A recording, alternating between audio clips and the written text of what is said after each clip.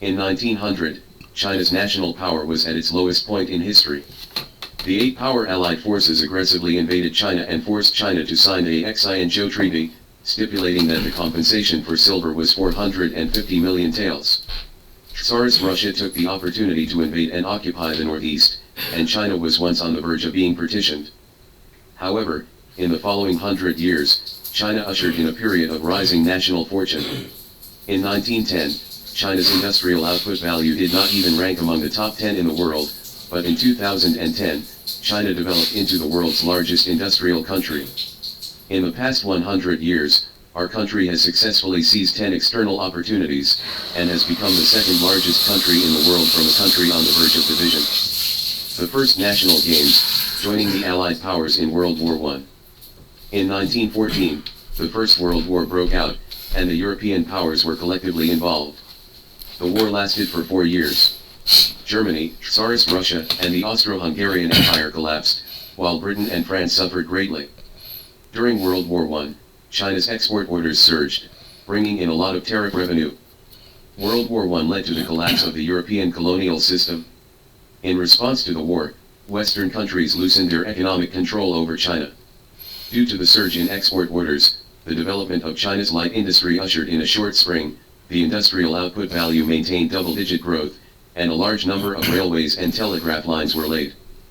Before World War I, Tsarist Russia had been eyeing my country's northern territories for a long time, and had ambitions to annex northeast China, Inner Mongolia, and Xinjiang. After World War I, Tsarist Russia collapsed, and the foundation of the newly established Soviet Union was unstable. It took the initiative to ease relations with China and abolished some unequal treaties. The northern part of our country temporarily settled down. Russia and Germany and Austria accounted for 50% of the compensation in the Xinjiang Treaty.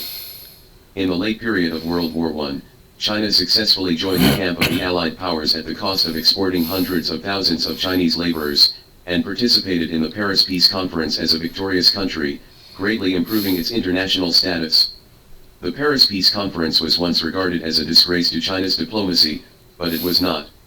Although the rights and interests of Shandong were temporarily stolen by Japan, China was exempted from the obligation to pay reparations to Germany and Austria-Hungary under the Xinjiang Treaty. Due to the collapse of Tsarist Russia, this part of Tsarist Russia was also exempted from compensation. Russia, Germany, and Austria accounted for 50% of the compensation in the Xinjiang Treaty, so the pressure on China to pay compensation was greatly reduced. Coupled with the part of the Boxer indemnity returned by the United States, this part of the money was used to establish the preparatory school for studying in the United States, that is, Tsinghua University. The actual indemnity paid by China to Xinjiang was only half of the original set. Although Shandong's rights and interests were stolen by Japan at the Paris Peace Conference, this issue was resolved at the Washington Conference in 1921.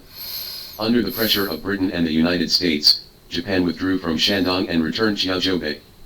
Not only that, the participating countries also signed the Nine-Power Pact to implement the open door principle in China, requiring all countries to respect China's territorial integrity.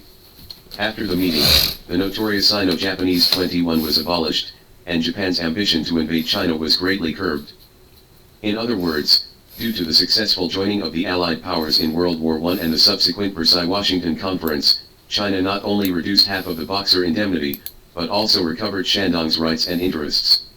The international status has been greatly improved, and it has become the founding country of the League of Nations. Turkish territories, yellow, under the Treaty of Sevres. In contrast, the Ottoman Empire, which stood on the wrong side, was divided up by the great powers. The land area of Turkey, which was once comparable to the Qing dynasty, was reduced by 71%, and it was reduced from a world power to a medium-sized country. If China had stood on the wrong side like Turkey and joined the German-Austrian camp, it might not be able to escape the fate of being divided in the end. Shandong will be stolen by Japan, Xinjiang will be looted by the Soviet Union, Tibet will be swallowed by Britain, Yunnan will be swallowed by France, and the Yangtze River Basin will be controlled by foreign powers for a long time. The Second National Games, joining the Allies in World War II. If World War I was the first time that powers divided the cake in the 20th century, then World War II was the second time the cake was divided in the 20th century. A model of Sino-German cooperation before World War II. German mechanic. Before 1937, countries were colluding with each other and cheating each other. What may have been an ally yesterday may become an enemy today. At that time, China maintained good relations with the United States, the Soviet Union, and Germany at the same time. Facing the threat of Japan, China initially tried to introduce the League of Nations to mediate and use the power of Britain and the United States to force Japan to make concessions. However, because Britain and the United States pursued a policy of appeasement and intended to support Japan against the Soviet Union, the plan fell through. Later, China tried to cooperate with the Soviet Union to fight against Japan. However, the cunning Stalin planned to direct the disaster to the south. He not only refused to provide security guarantees for China, but also took the initiative to instigate conflicts between China and Japan, trying to make the Sino-Japanese fight bloody. Therefore, a few years before the outbreak of the War of Resistance against Japan, China maintained close military cooperation with Germany, exporting tin ore in exchange for German weapon assistance, and formed a large number of German weapon masters. At this time, Japan and the United States are in the honeymoon period. Japan imports a large amount of fuel and steel from the United States, preparing to make bombs and throw them at China. If Sino-German cooperation continues to develop like this, maybe one day China will directly form an alliance with Germany. In response, Japan will instead join the Anglo-American camp. Then there will be another scenario in World War II, Britain, the United States, Japan, and the Soviet Union vs China, Germany and Italy. In the end, Japan will become the victorious country, and China will become the defeated country, and the Northeast will probably be lost. In 1937, the three-nation axis of Germany, Italy, and Japan was formally formed. Fortunately, history did not develop in this direction. In 1936, the February 26 mutiny broke out in Japan. The military took control of the country, the pro-British and American factions at the top of the government were purged, and the whole country was developing towards fascism. At the end of 1936, Japan and Germany signed the Anti-Comintern Pact, and then Italy joined. The three-nation axis was formally formed, and Japan and Germany moved towards an alliance. After the alliance between Japan and Germany, Sino-German relations tended to break down. In 1938, under repeated pressure from Japan, Germany withdrew from its advisory group in China and stopped selling arms to China. In this context, the plan to unite Germany to resist Japan went bankrupt, and China had no choice but to turn to Britain and the United States. When the war of aggression against China broke out in 1937, the Chinese army stubbornly resisted the Japanese army in Shanghai, which left a deep impression on the Western public opinion circles, and the American people launched a donation campaign to China. When the Battle of Wuhan broke out in 1938, the interests of Britain and the United States in the Yangtze River Basin were seriously violated, and the United States began to provide loans to China in the name of the government. In 1941, the United States imposed an oil embargo on Japan, and Japan, which was forced to a corner, launched a surprise attack on Pearl Harbor, laying the groundwork for its own destruction. Due to the persistence of the Chinese military and civilians in the war of resistance and the correct diplomatic strategy, China became one of the victorious countries in World War II, and its international status reached the highest point after the Opium War. Not only has it obtained the status of a permanent member of the United Nations, but it has also taken back the sovereignty of the Northeast, Taiwan, and Penhu Islands, and preserved the basic border of 9.6 million square kilometers. On the other hand, Japan, as a defeated country in World War II, not only lost all the achievements of aggression since the Meiji Restoration, but also was occupied by the US military and became a semi-colony. Faced with US trade sanctions in the 1980s, Japan could only swallow its anger and was willing to appreciate the yen. World War II also became a watershed in the national fortunes of China and Japan. Japan no longer had the opportunity to aspire to be the number one in Asia. The Third National Games, the War of Liberation, is quickly determined. After World War II, the British and French colonial systems were disintegrated, and the United States and the Soviet Union entered the stage of dividing territories. The division of Eastern and Western Europe was the result of the Yalta system. According to the setting of the Yalta system, East Asia, the Middle East, and Europe were all divided by the United States and the Soviet Union. Northeast China and North Korea are the spheres of influence of the Soviet Union, while China, South Korea, and Japan are the spheres of influence of the United States. Egypt and Syria in the Middle East are the sphere of influence of the Soviet Union, while Israel, Turkey, Saudi Arabia, and Iran are the sphere of influence of the United States. In Europe, the United States and the Soviet Union used the Elbe River as their border, splitting Germany into East Germany and West Germany. From 1945 to 1950, the world structure basically followed the drastic changes of the United States and the Soviet Union. Many countries were originally composed of the same nation, but were forcibly split into two halves. However, there are three nationalities who are not willing to be manipulated by the United States and the Soviet Union, trying to unify the country and end the division, namely the Chinese nation, the Arab nation, and the German nation. In China, both the Kuomintang and the Communist Party were unwilling to accept the situation of the northern and southern dynasties, and both hoped to unify China. In 1946, the War of Liberation broke out, and millions of troops fought fiercely in the northeast, central plains, northwest and other battlefields. In the Middle East, the Arab world is under a newborn Israel, because Israel is the nail inserted into the Middle East by the West, with the purpose of controlling the crescent and obstructing the unification of the Middle East. The Arab army is gearing up and ready to destroy Israel at any time. In Europe, the Germans never gave up their unification efforts. West Germany and East Germany competed over Berlin. The two sides tried to maintain unity through force and were willing to achieve integration through negotiations. In the early days of the Cold War, only China finally achieved reunification, while the Arab world and Germany were split. The turning point came in 1948. In the previous 2 years, the PLA had achieved certain results in the Northeast and Central Plains. In the Northeast, the People's Liberation Army has entered the stage of strategic counteroffensive after the Sibao-Lijiang. In East China, the Battle of Mingliang wiped out the elite 74th Division of the National Army. In the Central Plains, the Battle of Eastern Henan pried a huge hole in the Kuomintang's defense line. Despite this, the government still controls the Yangtze River Basin, the wealthiest part of China, and has an army of more than 3 million. More importantly, the United States and the Soviet Union did not want China to be unified. The United States and the Soviet Union could accept the demarcation of the border along the Shanhaiguan Pass, along the Yellow River, or even along the Yangtze River. In 1948, the area controlled by the liberated areas had reached the limit of tolerance of the United States and the Soviet Union. Once the People's Liberation Army went south to the Yangtze River, the United States and the Soviet Union were likely to intervene. The Arab world, which also has a desire for unity, launched the First Middle East War in May 1948 and declared war on Israel.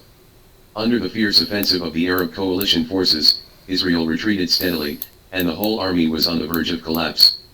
At this moment, the United States and the Soviet Union took action. Under the manipulation of the United States and the Soviet Union, the United Nations issued a ceasefire resolution to force the Arabs to stop their offensive. During the armistice, American military aid poured into Israel like a flood. Jewish retired soldiers from all over the world were airlifted to Israel, and the Soviet Union allowed Jewish soldiers to go to the Middle East to fight. The Arab world languished and has been divided ever since.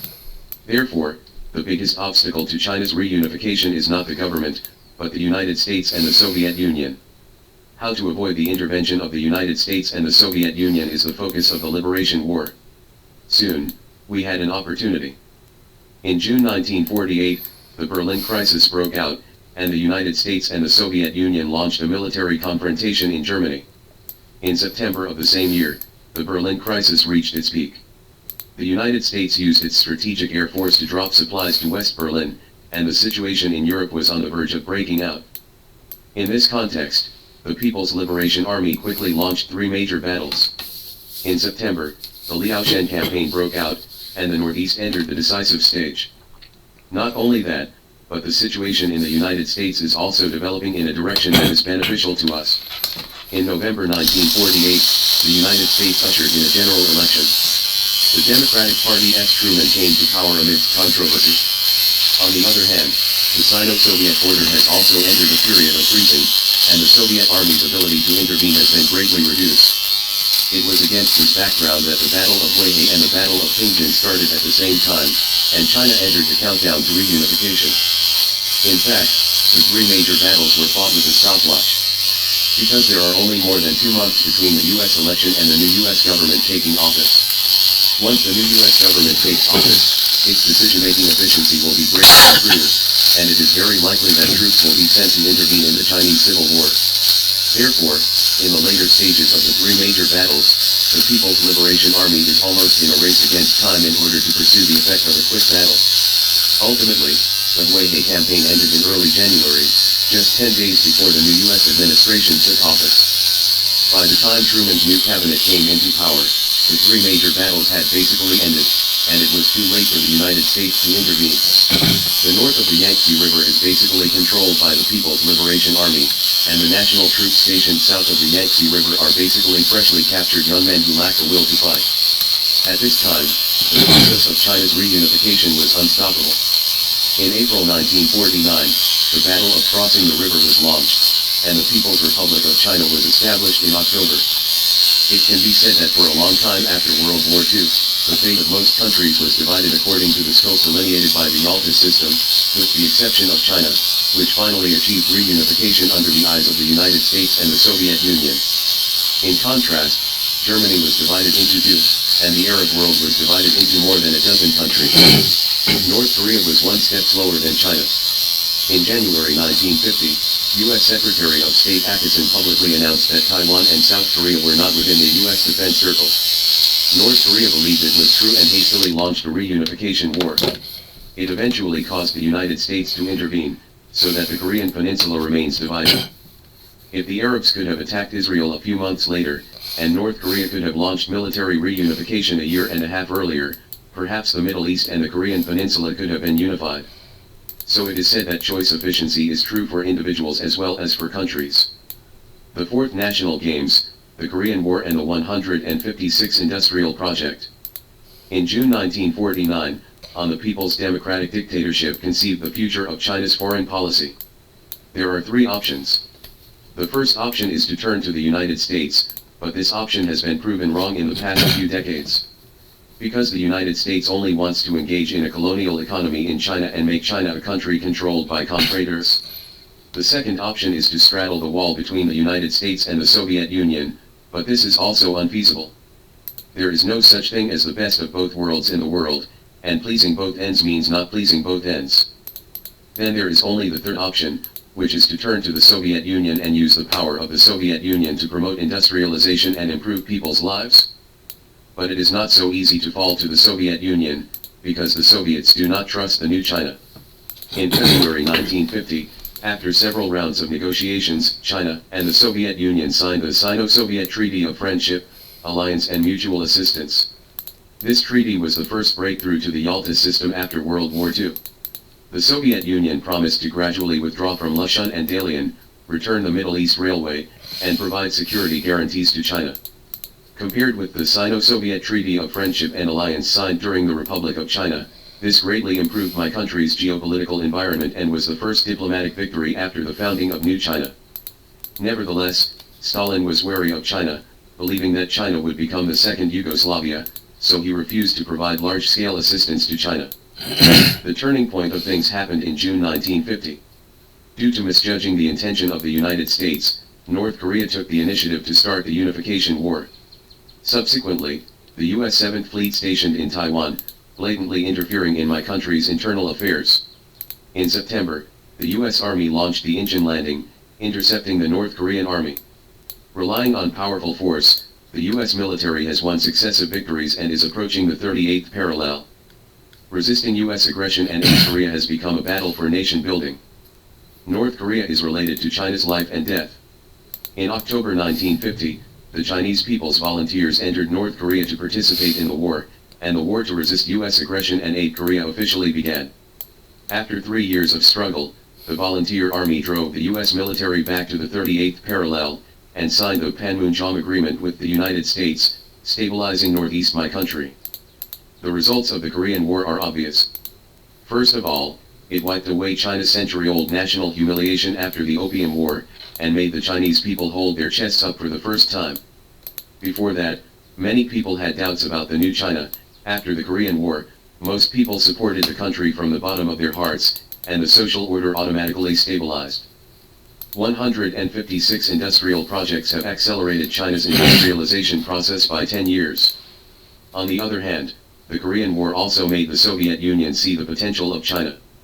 The Soviet army began to withdraw from the northeast and cultivated China as the second child of the socialist camp.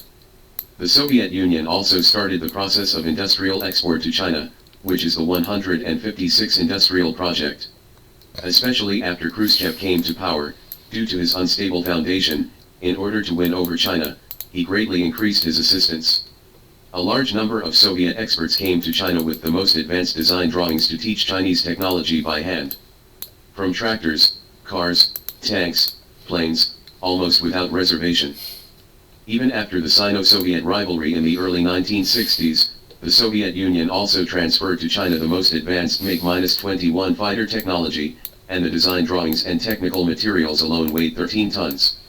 Relying on the technology transferred by the Soviet Union, China has successfully developed supersonic fighter jets such as J-6 and J-7, and has become an aviation power. After World War II, large-scale technology transfers like the 156 Industrial Project were rare, comparable only to technology transfers from the United States to Japan. From the 1950s to the 1970s, in order to support Japan as an anti-Soviet bridgehead, the West provided a large amount of cheap technology transfer to Japan. Japan only spent $6 billion to import advanced technology from the West that took 50 years of research and development and was worth more than $200 billion, which is an important reason for Japan's economic takeoff after the war. Throughout the 1950s, West Germany and Japan became the targets of the United States' vigorous support, while China became the key support target of the Soviet Union. China, Japan, and Germany also became the fastest growing economies in the world at that time. China has jumped from an agricultural country to an industrial country, and Japan and Germany have jumped from a middle-income country to a high-income country. Fifth National Games, self-defense counterattack against India. Since the late 1950s, Sino-Soviet relations have deteriorated. In 1956, the Soviet Union invaded Hungary, exposing its chauvinist nature, and the Sino-Soviet conflicts began to intensify. In 1958, the Soviet Union tried to build the Sino-Soviet Joint Fleet and long-wave radio station with the intention of controlling China's sovereignty and reducing China to its satellite country. In 1960, the Soviet Union recalled experts in China and cut off aid to China, and Sino-Soviet relations officially broke down.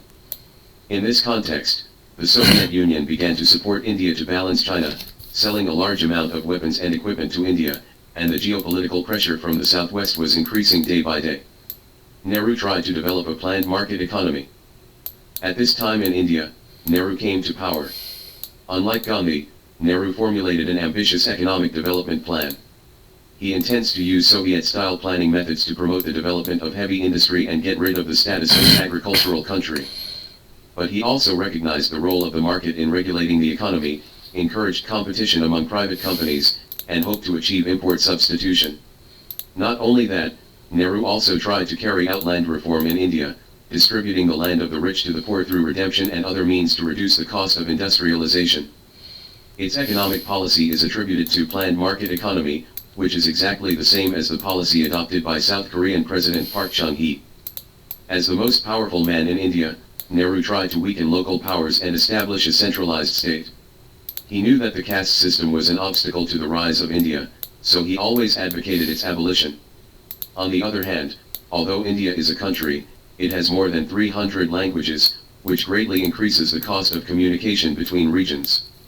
For this reason, Nehru established language schools all over India in an attempt to unify the languages of India. In diplomacy, Nehru launched the non-aligned movement to win over other developing countries under the banner of anti-colonial and anti-exploitation, and he seemed to become the leader of the Third World. Because of this, both the United States and the Soviet Union actively wooed India. The United States praised India as a model of democracy, while the Soviet Union provided India with a large amount of industrial assistance. If Nehru continues to do this, India is likely to rise early and become another major threat after the United States and the Soviet Union. Because India's own industrial base is better than China's, and it also enjoys the geographical advantage of guarding the Indian Ocean. In the 1960s, our country was simultaneously attacked by the United States, the Soviet Union, the South, and the North. If India rose again in the Southwest, the consequences would be disastrous. Since 1959, India has encroached on China's Tibet region. The Indian Army built a large number of military strongholds and outposts on the Qinghai-Tibet Plateau, and provoked our border guards.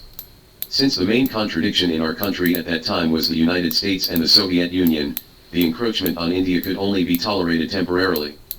On the one hand, they stepped up the transportation of materials to Tibet, and stockpiled ammunition, food, and grass. The Cuban Missile Crisis ushered in the opportunity for our country to solve the Indian problem. After 3 years of patience, this opportunity finally came. In October 1962, the Cuban Missile Crisis broke out, and the United States and the Soviet Union entered a state of first-level combat readiness. In Europe, the Soviet Union's million-strong army is ready to sweep Western Europe at any time. In the Atlantic Ocean, the U.S. fleet entered a state of radio silence, and strategic bombers carrying nuclear bombs cruised 24 hours a day. Once war broke out, they would drop nuclear bombs on the Soviet Union as soon as possible. The counterattack in self-defense against India ushered in 50 years of peace on the southwestern border of our country. After the United States and the Soviet Union entered a fierce confrontation, our country ushered in a window period for fighting India. In October 1962, China launched a comprehensive counterattack against the Indian invaders. In the eastern section of the Sino-Indian border, our army marched through canyons and jungles in a hurry, and went around to the rear of the Indian Army by surprise. Most of the Indian Army was wiped out before it could react. In the western section of the Sino-Indian border, our army launched a strong attack on the Indian Army that invaded the Galwan Valley, taking away all its strongholds in one fell swoop. Our side won a complete victory in this war and recovered most of the lost ground. India was defeated. The political prestige accumulated by Nehru for most of his life disappeared. He died of illness 2 years later. Most of the Indian government after Nehru was mediocre, including the Indira family, Gandhi family, and the Singh family. After taking office, they only knew about corruption and had no determination or ability to implement reforms. Not only that, after losing the battle with China, India gradually abandoned its non-alignment policy and began to lean towards the Soviet Union. It copied the Soviet model economically, promoted a state-owned economy, curbed the development of private enterprises, and was isolated from the Western economic camp for a long time. After the disintegration of the Soviet Union, India became the loser of the Cold War, and its per capita income was greatly pulled away by China. It was not until 1991 that India started the process of market-oriented reforms, but it was too late, because China started economic reforms as early as 1978, 13 years earlier than India, so it also undertook most of the transfers from Japan and the 4 East Asian tigers. Labor-intensive industries. India's economic development was not on the right track until the Modi era, but the gap has been widened 5 times by China. To a large extent, the war against India ushered in 50 years of peace in the southwest of our country. Without this war, with its huge size and the centralization reforms implemented by Nehru, India is likely to rise to a superpower. So the number one threat to our country today is probably not the United States, but India. Therefore, the most brilliant strategy is to plan ahead and nip risks in the bud. The Sixth National Games, allied with the United States to resist the Soviet Union and open to the outside world. In the late 1960s, the threat of the Soviet Union to our country increased day by day. Since the era of Tsarist Russia, Russians have coveted the territory in the north of our country. At the end of the Qing dynasty, Tsarist Russia took advantage of the window period of China's poverty and weakness to steal 1.6 million square kilometers of land in northern China. During the period of the Republic of China, while the Soviet Union inherited most of Tsarist Russia's territory, it also inherited Tsarist Russia's greed for land. Under the threat of the Soviet bayonet, Outer Mongolia was permanently separated from the embrace of China. The Soviet army also took advantage of the fire at the end of World War II to occupy the northeast and search for a lot of wealth. After the founding of New China, due to ideological and other reasons, the Soviet Union once showed a friendly attitude towards China and gave certain industrial support. But the Soviet Union did this more to develop China into a satellite country. When China began to pursue an independent foreign policy, the Soviets quickly turned their backs. Not only cut off aid to China, but also deployed millions of troops on the Sino-Soviet border, always ready to go south. During the Cold War, the Soviet Union used nuclear deterrence as an important diplomatic tool. In 1969, military conflicts broke out between China and the Soviet Union on Zhenbao Island in Heilongjiang and Taikti in Xinjiang, and both sides suffered casualties. After this incident, the first thought of the irascible Soviets was not to negotiate with the Chinese side, but to take a surgical nuclear strike against China directly. The selected targets included military bases such as Sichuan and Jiuquan, as well as Beijing, Changchun, etc. industrial city. Due to various reasons, China and the Soviet Union finally avoided a nuclear conflict. Even so, the Soviet Union's hegemony left a deep impression on China. In response to the threat of the Soviet Union, our country began to re-examine the relationship between China, the United States and the Soviet Union. In 1969, in the preliminary estimation of the war situation, we believed that the contradiction between China and the Soviet Union is greater than the contradiction between China and the United States, and the contradiction between the United States and the Soviet Union is greater than the contradiction between China and the Soviet Union. We should make full use of the contradiction between the United States and the Soviet Union to ease relations with the United States. This became the theoretical basis of the strategy of uniting the United States to resist the Soviet Union. At this time, the United States was also in a precarious situation. Since 1964, the United States has been mired in the quagmire of the Vietnam War, and its military expenditure has risen sharply. Due to the huge trade deficit, the United States stopped the exchange of gold in 1971, the Bretton Woods system collapsed, and the credit of the US dollar was in jeopardy. At that time, many Western scholars believed that the United States would lose the Cold War. In this context, the United States also hopes to ease with China. Nixon's visit to China became a landmark event during the Cold War. In 1971, U.S. Secretary of State Henry Kissinger made a secret visit to China. In 1972, President Nixon visited China and issued the Shanghai Communique. The United States recognized the One China policy for the first time, and China and the United States officially moved towards contact. In order to further ease relations with China, the United States withdrew its troops from Vietnam in 1973 and gradually reduced its military support to Taiwan. The defense pressure in southern China has dropped significantly, and it can better use its military power to deal with threats from the north. The détente between China and the United States was an important turning point in the Cold War, and the two countries finally achieved a win-win situation.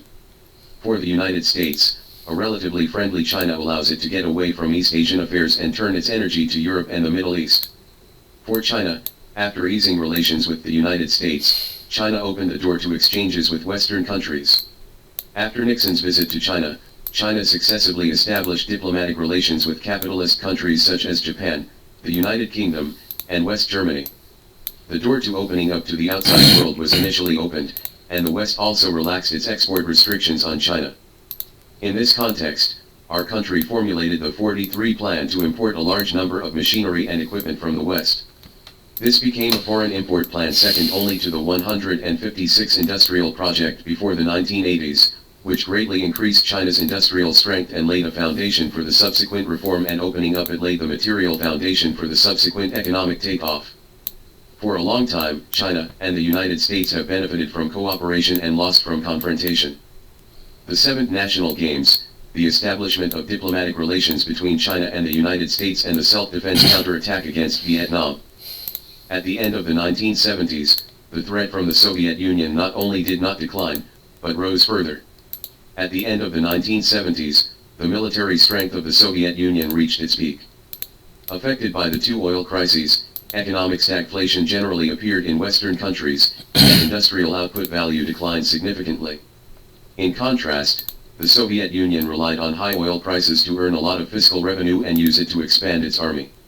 According to estimates at the time, if NATO and the Warsaw Pact were to go to war, it would only take a week for the Soviet armored torrent to sweep across Western Europe and plant the red flag in Paris. The United States cannot stop the Soviet Union with conventional military force, and can only consider the use of nuclear weapons. At that time, countries including the United States, Western Europe, Japan, China, Turkey, and Iran all regarded the Soviet Union as the number one threat. In Asia, the Soviet Union adopted a strategy of all-out attack. First, it supported India in launching the Third India-Pakistan War and successfully dismembered Pakistan. Then it signed the Soviet-Vietnamese Friendship and Cooperation Treaty with Vietnam, formed a military alliance, and prepared to station troops in Cam Ranh Bay, Vietnam, to create an anti-China encirclement network. If the Soviet strategy is really allowed to succeed, most of the inland borders of our country will be exposed to the enemy's bayonet. In this context, Sino-US relations have further improved. In 1979, China and the United States formally established diplomatic relations. The United States recognized the People's Republic of China as the sole legal government of China, severed relations with the Taiwan authorities, and withdrew its troops from Taiwan. China has further accelerated the process of opening up to the outside world. Special economic zones such as Shenzhen and Xiamen have been established. Labor-intensive industries from the four East Asian tigers have poured into China like a tide. Township enterprises have flourished. During the growth period, people's living standards continue to improve. Although the establishment of diplomatic relations with the United States has enhanced my country's diplomatic influence, but it still needs to be hard on its own, and the Vietnam issue must be resolved by the Chinese themselves. At that time, Vietnam relied on the support of the Soviet Union and claimed to be the third most powerful country in the world. It provoked our army many times on the Sino-Vietnamese border. More importantly, Vietnam also launched an invasion of Cambodia, trying to occupy the lower reaches of the Mekong River and unify the entire Indochina. The ancient Central Plains dynasties were unwilling to have a superpower in the Indochina Peninsula. During the Qing dynasty, Myanmar once occupied Siam, Thailand, in an attempt to unify the Indochina Peninsula. Finally, under Qianlong's intervention, Myanmar's ambitions were curbed. 70. Vietnam formed an army of 1 million, intending to capture Laos and Cambodia. Once its plan succeeds, my country's geopolitical environment will deteriorate sharply. There are the United States and Japan in the east, the Soviet Union in the north, and India in the west. If there is another superpower in the south, it means that my country needs to deploy heavy troops in Yunnan, Guizhou, and Guangdong and Guangxi for a long time. It is out of the question. Vietnam is easy to deal with, but the Soviet Union behind Vietnam is not easy to deal with. Because the Soviet Union and Vietnam signed a military alliance agreement, stipulating that when one of them is attacked, the other will never stand by. At this time, the Soviet Union deployed 50 divisions in the north of our country. The Soviets publicly announced, once the Chinese army enters Vietnam, the Soviet army will go south in a big way. The Sino-Vietnamese situation was closely related to the Sino-US Soviet game at that time, and it affected the whole body and attracted global attention. Most experts believed, China dare not take the risk of fighting with the Soviet Union and Vietnam on two fronts, so it dare not send troops. However, in February 1979, China officially launched a counterattack against Vietnam. Why pick this time period? There were three judgments. 1. At this time, the border between China and the Soviet Union is in a period of freezing. If the Soviet army wants to sneak attack on the rear of our country, it will face serious supply difficulties. 2. China just paid an official visit to the United States, and the Soviet Union could not figure out the true intentions of the United States. The Soviet Union was worried that China and the United States would reach a secret agreement.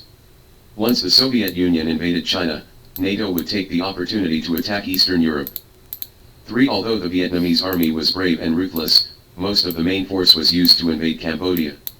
Vietnam, which was protected by the Soviet Union, only deployed a small amount of troops on the Sino-Vietnamese border, and there was a big loophole in the defense line. The essence of the Vietnam War attacking the unprepared and unexpectedly. Afterwards, these three judgments proved to be extremely accurate. Although the Soviet Union claimed to deploy millions of troops on the Sino-Soviet border, most of them were shelf divisions. The main force of the Soviet army was still confronting NATO in Eastern Europe. The transportation capacity of the Siberia Railway was limited, and it was impossible to take care of the Far East in the short term. Moreover, the high level of the Soviet Union worried that China and the United States had formed an alliance, and feared that attacking China would cause World War III, so they have been holding back. On the other hand, the Vietnamese army was fighting in Cambodia at this time. They never thought that they would catch fire in their backyard and were caught off guard. In a very short period of time, the Chinese army annihilated the Vietnamese army that had invaded our territory, and counterattacked to Vietnam, pulling out all military strongholds in northern Vietnam. Although Vietnam has suffered a major blow, the main force of the Vietnamese army is still there. Moreover, Vietnam's terrain is complex, and it is easy to turn into a protracted war if it continues to be entangled. Therefore, 3 weeks after the outbreak of the war, China announced the withdrawal of its troops. This once again made foreign experts feel incredible, because most of the previous wars were for occupying land. As a result, China chose to withdraw its troops without gaining an inch of land. In fact, this is precisely the brilliance of China's strategy.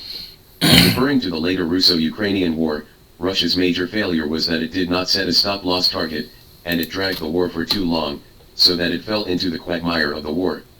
China's war against Vietnam was very clear. The lowest goal was to prevent Vietnam from annexing Cambodia, and the highest goal was to weaken the power of the Soviet Union in Southeast Asia. After achieving these goals, he retreated decisively, without sloppiness at all. While fighting the Vietnamese army, the army in northern China was also actively preparing for war to prevent the Soviet army from going south at any time. China's defense line is almost impenetrable, and even if the Soviet Union wanted to intervene, it would be impossible to start. Therefore, I can only watch the Chinese army teach Vietnam a lesson, and suffer a dumb loss. In order to save face, the Soviet Union brazenly launched a war in Afghanistan. As a result, it lasted 10 years and lost all of its family fortune, laying the groundwork for its disintegration. As for Vietnam, the Chinese army fought rounds with Vietnam at the border. Vietnam's finances were dragged down and it was forced to withdraw its troops from Cambodia. Like the war against India, the war against Vietnam was also a matter of planning for a rainy day, extinguishing dangerous flames as soon as they appeared, and avoiding fatal threats in the southwest and south.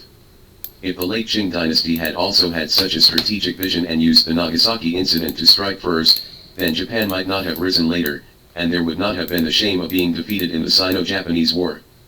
After this war, the United States further realized China's strategic value, and Sino-US relations entered a 10-year honeymoon period.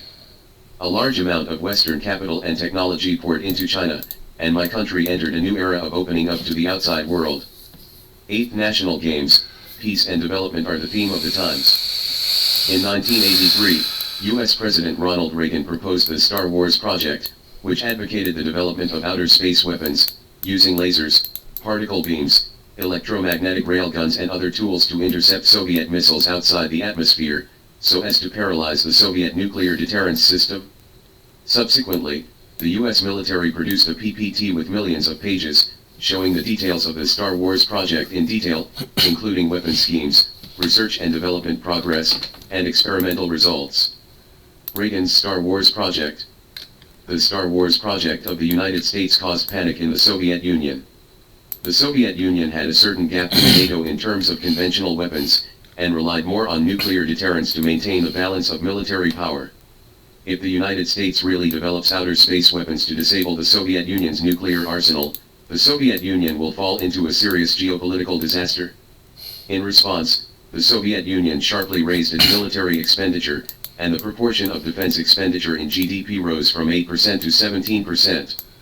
On the one hand, it was developing so-called outer space weapons, and on the other hand, it was expanding its conventional military power in order to pursue a balance with NATO's military power.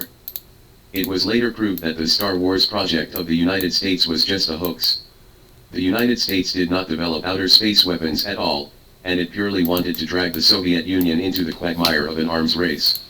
Although the Soviet Union has a huge strategic depth and abundant natural resources, its economy is weak. Due to the large amount of financial resources invested in the military industry, civilian spending has been greatly reduced, and the lives of ordinary people have not been improved for a long time. In the late Soviet Union, there was a severe shortage of materials, and people were forced to queue up to buy bread. Misfortunes never come singly. The Soviet Union also caught up with the drop in oil prices, which made its finances worse, and many places fell into bankruptcy. The arms race between the United States and the Soviet Union in the 1980s caused many countries to panic, fearing another world war, so they chose to increase military spending. However, China at that time saw through the nature of the United States and the Soviet Union's relentlessness, and made two judgments about the world's situation. 1. The risk of war exists, but the power of peace in the world today is growing rapidly, and there will be no world war in a relatively long period of time. 2. Peace and development are the themes of today's world. Peace is an East-West issue, and development is a North-South issue. China must firmly stand on the side of peace. Economic development provides the material basis for national defense construction. Based on this judgment, in 1985, China implemented the $1 million disarmament to save a lot of military expenditures to support economic development. It has been proved afterwards that China's judgment of the external situation in the 1980s was extremely accurate. In the following decades, the confrontation between major powers has weakened significantly, the economic scale has become an important indicator of comprehensive strength, and the world has entered the era of globalization. But in the 1980s, there were very few countries that could see that peace and development are the theme of the times. Most countries were influenced by the Cold War mentality and still retained the idea of actively preparing for war. For example, India continued to adhere to its military policy, while Iraq and Iran were at loggerheads, and Vietnam did not give up its hegemony idea until the 1990s. Among the developing countries at that time, only China made such a forward-looking judgment and enjoyed the benefits of economic take-off in advance. The Ninth National Games, reform of the market economic system and the Clinton Doctrine. In 1989, the Soviet Union and the East underwent drastic changes, and color revolutions broke out in Poland, Hungary, East Germany, Romania, and other countries. In 1990, the Gulf War broke out, and then the US military launched an information war against Iraq. In the face of the absolute power gap, hundreds of thousands of Iraqi armored troops were wiped out. In 1991, the Soviet Union disintegrated, and the red flag slowly fell from the Kremlin. From the peak period of the Soviet Union in 1979 to its disintegration, only 12 years passed. Misfortunes never come singly. For the purpose of peaceful evolution, the United States has stepped up its blockade against China and invested a lot of money in an attempt to detonate a color revolution in our country. Sino-US relations have entered a 3-year period of stagnation. Facing the Chinese market, foreign capital has fallen into hesitation, and some are even ready to withdraw. Foreign trade was shut down for a while, and the national economy was greatly impacted. The Gulf War and the upheavals in the Soviet Union and the East have greatly shocked our country. The former made our country see a huge gap with the United States, and the latter made our country deeply aware of the insidiousness and cunning of the West. Around this point, there has been a huge debate in the country. Some believe that we should learn from the United States and relax economic control, another part believes that imperialism will never die, and we should attach great importance to the work of anti-peaceful evolution. The core disagreement lies in, can Sino-US relations be improved in the next few years or even decades? After a long debate, in 1992, the Southern Talks was announced, which ended the social debate on the surname of capitalists and social groups, and made a final decision on the role of the market economy. Subsequently, our country carried out the reform of the market economic system, which caused a wave of downward tide. The horn of China's economic take-off sounded again, and the national economy ushered in double-digit growth. In terms of diplomacy, in response to the characteristics of the United States being strong and weak, my country has formulated a policy of keeping a low profile to moderately restrain the provocations of the United States, devote itself to economic development, and wait for a turning point. During the Clinton period, Sino-US relations experienced a process of lower first and then higher. 1993, Clinton became the new president of the United States. Initially, Clinton tried to adopt a policy of containment with China. However, China's economic system reform has enabled the American business community to see opportunities in China's huge market. Bill Gates, Buffett, and other top rich people all advocate easing relations with China. Wall Street spent tens of billions of dollars lobbying the US Congress, hoping to relax restrictions on investment in China. Finally, under the urging of American capitalists, Clinton's China policy shifted from containment to engagement, and the door of Sino-US exchanges was opened again. In 1993, China and the United States held a meeting of heads of state at the APEC meeting. It has been 4 years since the last meeting of heads of state. In 1997, China paid a state visit to the United States, and the two sides announced their commitment to establish a constructive strategic partnership for the 21st century, and the relationship between the two countries further warmed up. In 1999, under the impetus of Clinton and others, the United States agreed to China's entry into the WTO, which laid the foundation for China to become the world's factory. For a long time, Sino-US relations have maintained a situation of struggle without breaking up, showing the characteristics of cold politics and hot economy, which has guaranteed the stability and peace of the Asia-Pacific to a certain extent. The 10th National Games, a period of strategic opportunities. After Bush Jr. came to power in 2001, the U.S. policy towards China showed a tough trend. He has publicly defined China as a competitor and stepped up arms sales to Taiwan. Not only that, 3 months after Bush Jr. took office, a collision incident between China and the United States broke out in the South China Sea. Our plane crashed into the sea and the pilot was unfortunately killed. Sino-US relations have fallen to a freezing point, and the US policy toward China has once again shifted in the direction of containment. The 9/11 incident shifted the strategic focus of the United States from East Asia to the Middle East. However, in September 2001, the September 11th incident broke out, and the Twin Towers of the World Trade Center in the United States were attacked by terrorists. The American people demanded strong countermeasures. In order to cater to voters, the Bush administration shifted its strategic focus from East Asia to the Middle East, knowing that it was not in the national interest of the United States. Launched the wars in Afghanistan and Iraq one after another, and took the initiative to ease relations with China. At the end of 2001, China formally joined the WTO, and its foreign trade grew at an average annual rate of 30%. In this context, our country has made a bold judgment: the first 20 years of the 21st century is an important period of strategic opportunities that must be firmly grasped and can make a lot of difference.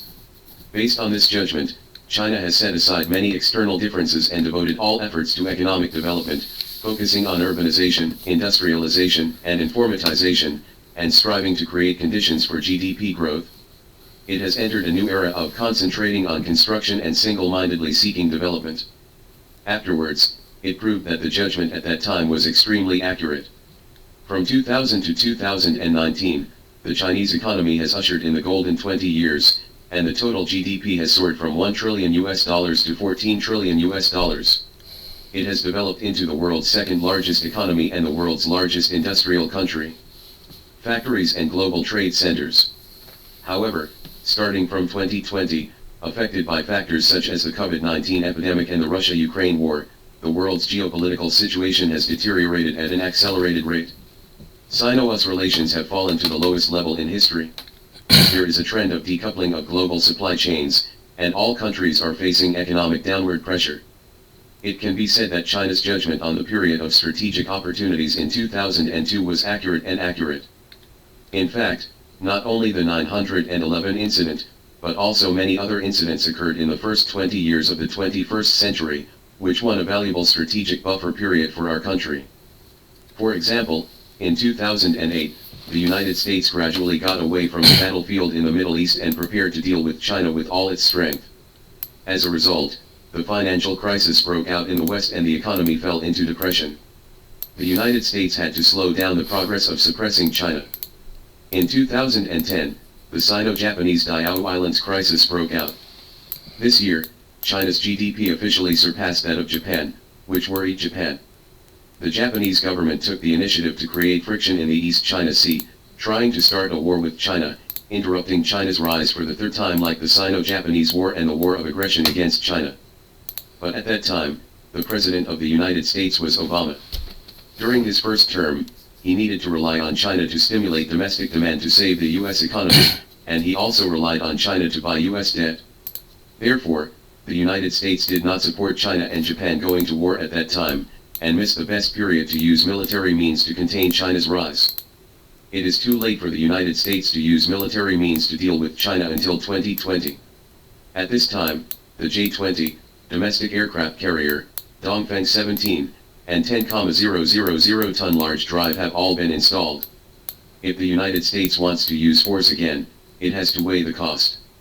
In 2014, after a 6-year recession, the US economy finally ushered in recovery, freeing up its hands to deal with China.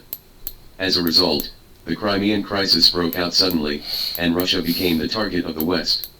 In order to maintain relations with the EU, the United States has to take tough measures against Russia. As a result, it took a year and a half before the Crimean crisis eased. In 2016, Obama, who came back to his senses, began to implement the TPP, trying to start anew and create a trade system that would isolate China.